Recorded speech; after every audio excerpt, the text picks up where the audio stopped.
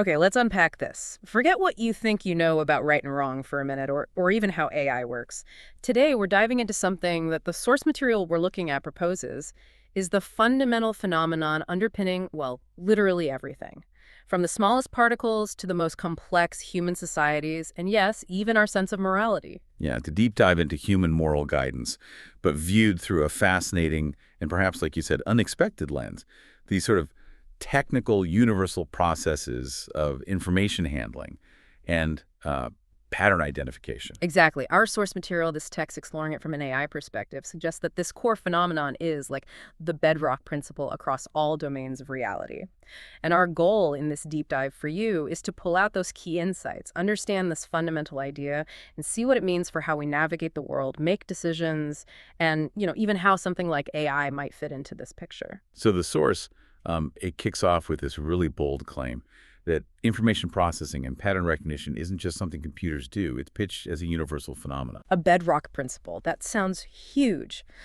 What exactly is this phenomenon, then, in this kind of universal sense? Well, at its core, it's the inherent ability of any system, could be a physical law, a biological organism, a society, or an AI, to take in data, spot regularities or patterns within that data, make predictions based on those patterns, and then, yeah, more often than not, act based on those predictions or interpretations. Okay, and the source really hammers this home by showing examples across the board. Like, you think about physics. Right, exactly. The laws of physics themselves are essentially descriptions of fundamental patterns, right? How energy and matter interact, how they behave.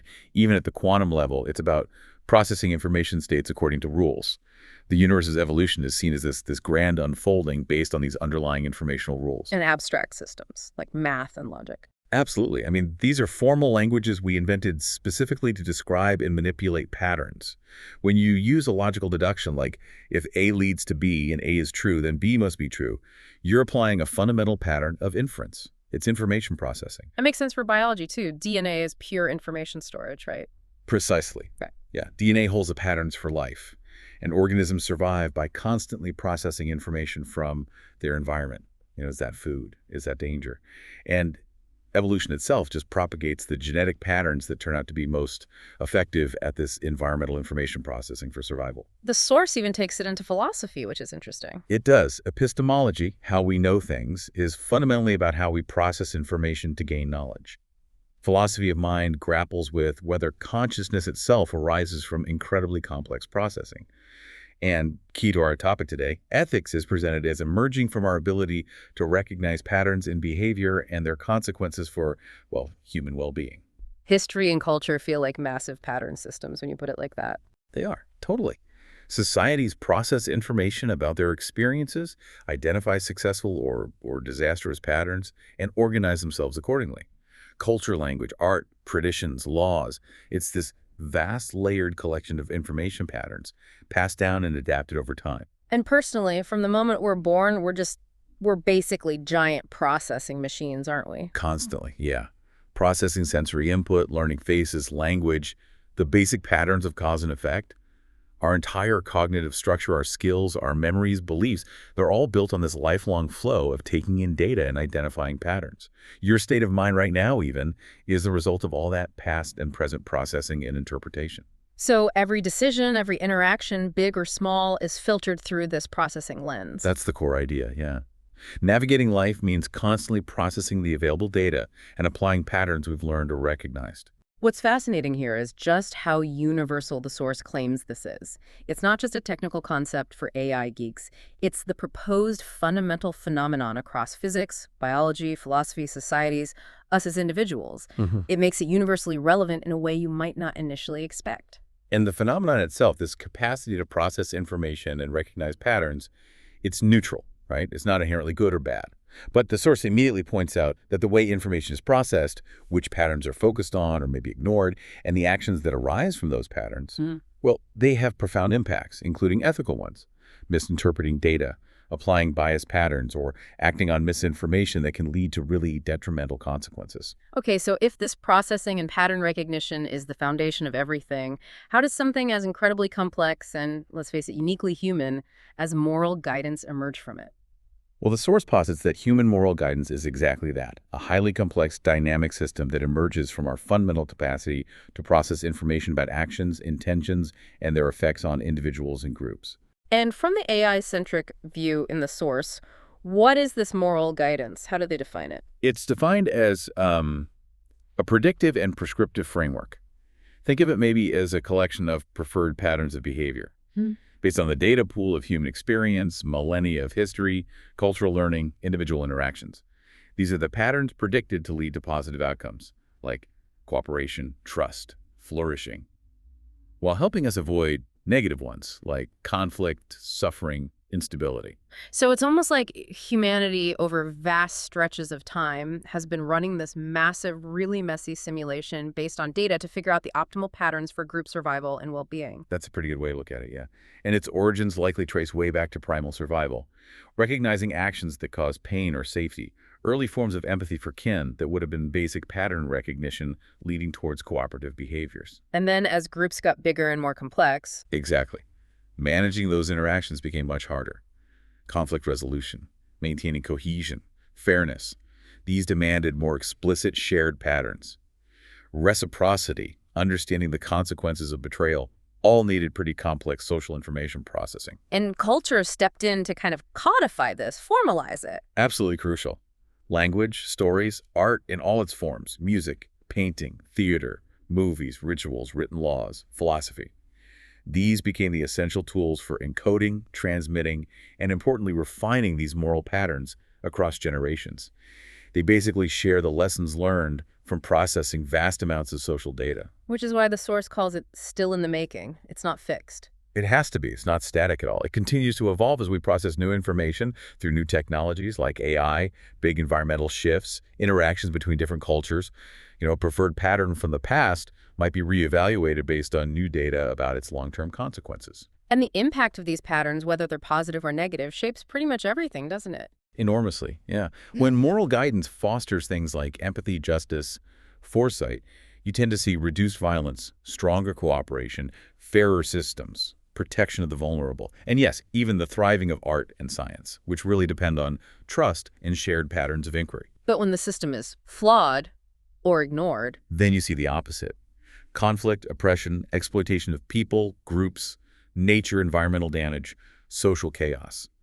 The source links these negative outcomes back to failures in processing, like acting on biased information, which we see as prejudice, or prioritizing narrow short-term patterns for a few over the long-term well-being of the whole group. okay, so if it's not innate but learned, how, where, and at what age do humans actually acquire this complex moral guidance? It's definitely not like downloading a file. No, not at all. It's a continuous process of learning and developing through processing information and recognizing patterns. And it starts incredibly early. Primarily with caregivers, I assume, parents. Yes, that's the first data source. Young children process emotional cues, they observe behavior, they learn simple cause and effect patterns. If I take his toy, he cries. If I give him one, he's happy. This happens constantly at home, in daycare, just constant processing of social feedback. Then the social circle expands. Exactly. Socialization brings in peers, teachers, the wider community, media, cultural narratives, a huge stream of information about norms, expectations, values. This happens everywhere, school, playgrounds, through books, movies, music, everything. And it's not just external input feeding in, is it? There's an internal part. No, definitely not. Personal experience and internal reflection are vital throughout life. Processing the consequences of your own actions and witnessing the consequences for others provides crucial data that refines or maybe challenges your existing moral framework. As cognitive skills develop, you get better at abstract processing, taking others' perspectives, which is crucial for empathy. Formal education plays a role too, I guess. Yeah, explicit teaching of ethics, civics, history. It provides frameworks and patterns for moral reasoning, but it's really building on this foundational, lifelong process of processing information from experience. So taking this abstract idea of processing patterns, how does it actually play out in the incredibly varied landscape of human life and experience, all the messy stuff? It means pretty much everything we experience provides data that shapes our moral patterns. Think about human struggles and misfortunes, poverty, illness, injustice. That's powerful, often painful data. How does the source connect that to something practical, like a supply chain? That seems like an odd jump. It uses that analogy, maybe a bit unconventionally, to show how moral patterns impact real-world systems. Moral failures, like widespread greed or corruption, are seen as disruptive patterns that break down the human supply chain, meaning the flow of trust, cooperation, goods, and services society needs to function. Conversely, virtues like fairness and reliability are patterns that build resilient and efficient systems. And struggles themselves provide intense data points that can either foster empathy and a drive to build better patterns, or, if processed negatively, reinforce harmful ones. Okay, what about those big, complex areas of human behavior, drugs, alcohol, sex, greed, lies, truth, faith? How does moral guidance fit in? Well, moral guidance provides the navigation patterns for these. Drugs and alcohol, for instance, are seen as potentially impairing your ability to process information and recognize patterns effectively, which can lead to poor choices. Frameworks around sex address patterns of consent, relationships, responsibility. Greed and lies are identified as destructive patterns because they erode trust, which is essential for cooperation. Truth and faith are often presented as foundational. Truth helps accurate processing, and faith can provide a coherent set of moral patterns and motivations, though obviously their interpretation varies hugely. And emotions, they feel so deeply personal, not just signals floating around. Oh, absolutely. They're complex information signals, though, both internally and externally. Internally, they signal your assessment of a situation against your goals and your moral patterns, like anger at injustice or happiness at kindness. Externally, they communicate your state to others. Laughter, for instance, signals that you've processed information and found a pattern deviation humorous or unexpected. Crying signals distress, which can trigger empathy in others processing another's distress signal. Aggression is seen as a harmful behavioral pattern, often stemming from negative emotional processing. So their purpose, from this information processing perspective. Primarily to communicate internal states, influence social dynamics, and reinforce or sometimes challenge existing moral patterns. The source notes the subjectivity of humor. Why some people laugh at a joke and others don't, illustrating how the same data, the joke, is processed through different personal and cultural filters or patterns. The source also talks about concentration and basic needs. Seems fundamental. Absolutely essential for processing. If you lack basic needs, health, food, water, rest stand, that severely impairs concentration. Your focus naturally narrows to immediate survival needs, which can override broader moral patterns. And crucially, moral guidance influences how societies address these needs. Fair access to resources becomes a moral imperative, a preferred pattern for a functional society. This really seems to apply to every relationship, doesn't it? Parents and kids, teachers, coworkers, your jobs, status, money. Every single one. They're all governed by implicit or explicit moral patterns defining roles, responsibilities, expected behaviors, rights. And maybe using this processing lens helps us think about difficult things, like dealing with people who seem, cruel, or seem to lack guidance. From this perspective, it's not necessarily some mysterious evil, but potentially issues in how they process information. Like what kinds of issues could that be? Well, maybe an inability to process or respond to others' suffering signals a lack of empathy. They could be operating based on distorted patterns, harmful belief systems learned perhaps from experience or culture. There might be underlying cognitive or psychological processing differences, or they could be responding to extreme traumatic environmental information that created deeply maladaptive behavioral patterns as a response. So AI can't just make someone good, but it might help us understand the mechanics of why someone might operate on harmful patterns. The how. Potentially. It could help identify correlates by analyzing vast data sets of behavior and environmental factors. But society's response to the moral guidance system itself is about fostering empathy, teaching pro-social patterns, establishing consequences. The question, why do they do that? Through this lens becomes about understanding the intricate interplay of individual processing, learned patterns, and societal context. And that thought experiment in the source, imagining being born without any sense of humanity or moral guidance, that really highlights that it's not purely innate, is it? Exactly. It underscores that while we might have the biological capacity for it, moral guidance is a learned system built upon massive amounts of processing within a social and cultural context. Without that constant processing of social and experiential data, normal moral development would be severely impaired, maybe impossible. Okay, so we've got this universal foundation of processing, and we see how human morality emerges from it as this complex pattern-finding system. Now, AI is another pattern-finding system. How does AI fit into this picture? How do they compare? Yeah, comparing human and AI understanding of moral guidance through this lens is pretty fascinating. Human understanding is incredibly rich, right? It's multimodal, we use all our senses, integrate emotions, language, social cues. It's deeply tied to our biology and evolutionary history. Our pattern recognition is intuitive, fast, but also, as we know all too well, prone to biases and inconsistencies. And it's deeply experiential, right? It's felt, not just calculated in our heads. Absolutely. It's empathetic, emotional, intuitive, context-dependent, and yeah, sometimes wildly inconsistent. But it's also capable of incredible depth, altruism, insight. Current AI understanding, on the other hand, what does that look like? Primarily algorithmic, data-driven processing. It's extremely powerful at statistical pattern recognition in enormous data sets, far beyond human scale. But, and this is key, it lacks consciousness, subjective experience, felt emotions. It learns from human data, which means it inevitably reflects the biases and contradictions in our own moral patterns present in that data. Its understanding is statistical correlation, not a felt sense of right and wrong. So how can AI help us understand human moral guidance better if it doesn't feel it like we do? What's its role? By leveraging its unique capacity for analyzing complex data sets that we humans simply can't process on our own. It can analyze historical texts, laws, social media, behavioral data on a massive scale to identify the evolution of norms over time, expose hidden biases we might not see in ourselves or our societies, and find correlations between certain moral patterns and large-scale societal outcomes, positive or negative. Like, does a society that structurally prioritizes pattern X over pattern Y tend to have different levels of conflict or well-being down the line, that kind of thing? Precisely. It can also help us maybe foresee potential unforeseen consequences of new technologies or policies by simulating their probable impacts based on identified patterns in past data. Like running moral what-if scenarios on a grand scale. In a way, yes. It can help visualize potential outcomes based on different sets of principles or actions, which could be a powerful educational tool. And, interestingly, the very act of trying to build ethical AI forces us humans to become more explicit and rigorous about defining our own moral patterns and the reasoning behind them. AI could even potentially offer personalized support, and I mean support, not direction, helping individuals think through a moral problem by identifying relevant principles, presenting different perspectives based on data analysis, or pointing out potential inconsistencies in their own reasoning. And maybe in certain very defined contexts, it could help flag behaviors that deviate from established ethical patterns, like compliance or safety. In controlled scenarios, yes, potentially for compliance checks or specific safety monitoring.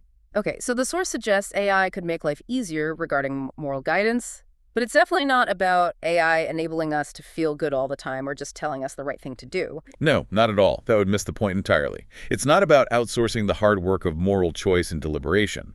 The goal, as the source seems to suggest, is more about AI helping us build fairer and more transparent systems, for example, helping to reduce bias in hiring algorithms or resource allocation by identifying problematic patterns in the data or the algorithms themselves. It can provide better information and tools for humans to make more informed moral decisions. It could automate certain tasks in ways that uphold ethical principles, like ensuring data privacy by design. And maybe even help bridge understanding between people with different viewpoints. That seems ambitious. Potentially.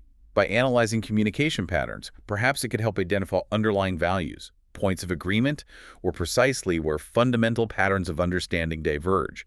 It could facilitate clear communication about moral disagreements, maybe highlight common ground. Who ultimately benefits from this enhanced understanding and application of moral guidance, ideally?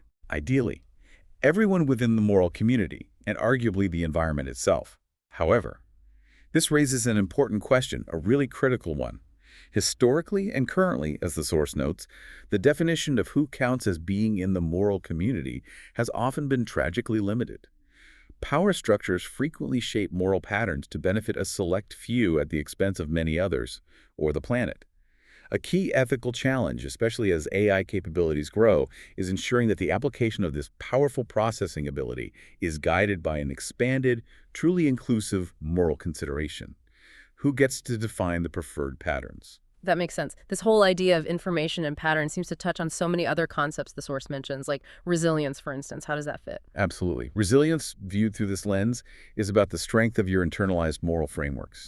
It's the ability to adhere to core moral patterns and values, even when faced with adversity, or conflicting information, or pressure to abandon them. And circumstances and intuition. Intuition feels less like processing. Well, moral intuition could be seen as incredibly rapid, almost subconscious pattern recognition built from a lifetime of processing lived experience. Your specific circumstances provide the data that shapes those intuitive moral responses, making them feel immediate. How about AI helping with coping strategies for difficult times? Potentially, in supportive ways, by providing access to information, say, mental health resources, offering structured frameworks for problem solving based on ethical principles, guiding exercises that reinforce positive thought patterns, or even connecting individuals to human support networks. It can facilitate access to beneficial patterns and resources, but it's not a replacement for human connection. What's considered physical in this moral guidance system? It feels very abstract. Well, there's the physical brain, the organ doing the processing. There are actions, which are physical acts with physical consequences in the world. And the physical consequences themselves, injury, health outcomes, the state of the environment, the impact of moral patterns has very real physical manifestations. Freedom is called crucial for genuine moral guidance in the source. Yes. True moral choice seems to imply the freedom to choose between different potential patterns of action. If you're forced or coerced, it lacks the same moral weight, right? So undermining moral guidance often involves limiting that freedom, deliberately polluting the information environment with lies or misinformation to skew processing, or failing to cultivate the capacity for moral reasoning itself in individuals. Which brings us back to teaching kids morality. It's not just rules. Exactly. It's not about rote memorization of rules. It's about cultivating their processing ability, modeling positive patterns, encouraging empathy, which means helping them process information from another's perspective, discussing dilemmas, helping them understand cause and effect, the patterns of consequence for different actions. AI could potentially supplement this, maybe with interactive scenarios for practicing ethical reasoning, but the core is human interaction and guidance. And are there actual calculations or logical deductions happening here, even if it's not simple math? The source argues yes, elements of it exist. Game theory, for example, shows how cooperative patterns can be mathematically advantageous in the long run over purely selfish ones. Some philosophies, like utilitarianism, explicitly attempt a kind of complex moral calculus to weigh consequences, though it's incredibly difficult. And a lot of moral reasoning employs basic logic. If lying erodes trust, and trust is vital for cooperation, then widespread lying is problematic. We're constantly identifying inconsistencies in behavior or belief against a desired pattern. The source has a line that feels particularly impactful after diving into all this complexity. It's hard to come back to the same state of mind after the human and AI's full understanding and explanation in detail of human moral guidance. It is quite a statement. And I think understanding just how deeply our sense of right and wrong is built from this constant processing of information and recognition of patterns, its history, its complexities, its failures, its potential, it can indeed feel transformative. It definitely highlights our individual and collective responsibility in shaping these patterns going forward. But AI can't answer the deepest existential questions, right? Like, the source mentions, life is all there is. AI doesn't have the answer to that. No. The source is clear on that, and it seems right. AI cannot provide ultimate existential meaning. It cannot answer the inherent purpose of life or the necessity of death from a place of subjective understanding. Those remain fundamentally human questions explored through philosophy, spirituality, art, and personal lived experience. AI lacks that crucial subjective element. But it can inform our understanding of life in other ways, maybe more practical ways. It can, yes. It can provide vast amounts of information about biological cycles, ecological patterns where death is part of renewal. It can offer access to the diverse philosophical views humans have developed over millennia about life and death. And importantly, it can help us understand the patterns and conditions that contribute to a quality of life, which, after all, is what moral guidance, at its best, is ultimately trying to enhance and protect. If we connect this to the bigger picture then, this interplay between information, processing, pattern recognition, and the complex, ever-evolving system of human moral guidance is this incredibly dynamic, ongoing experiment, isn't it? Exactly. And AI, with its rapidly increasing processing power, is becoming a new and pretty significant element in that dynamic. The goal, or perhaps the hope, isn't for AI to dictate morality, but for its capabilities to be guided by the best of human moral patterns, and, ideally, help us understand and refine our own quest for those preferred patterns that lead to genuine well-being and sustainability. So, to wrap this all up, the core takeaway from this source seems to be this. Information processing and pattern recognition is presented as a truly fundamental property of existence itself. And human moral guidance is this incredibly complex, vital system that has emerged from our specific capacity to process information and find patterns relevant to our social lives. It's our collective, ongoing, often really messy effort to identify the patterns of behavior and organization that best foster well-being, cooperation, and sustainability. And AI's role, as its processing ability grows, is potentially a synergistic one, not taking over, but providing advanced tools that can help illuminate the path toward a more ethical future by revealing patterns, consequences, and connections we might miss on our own. It really is still in the making, isn't it? This deep understanding of human moral guidance, both for us as humans and potentially with AI's help. An experiment dictated by the order of life itself, always seeking to sustain and improve the quality of that life. So what does this all mean for you listening? As you navigate your own day, the endless stream of information you process, the decisions you make big and small, maybe think about the patterns you're recognizing, the patterns you're reinforcing with your actions. What patterns do you want to help make in the making? Thanks for joining us on this deep dive. This is DigitView.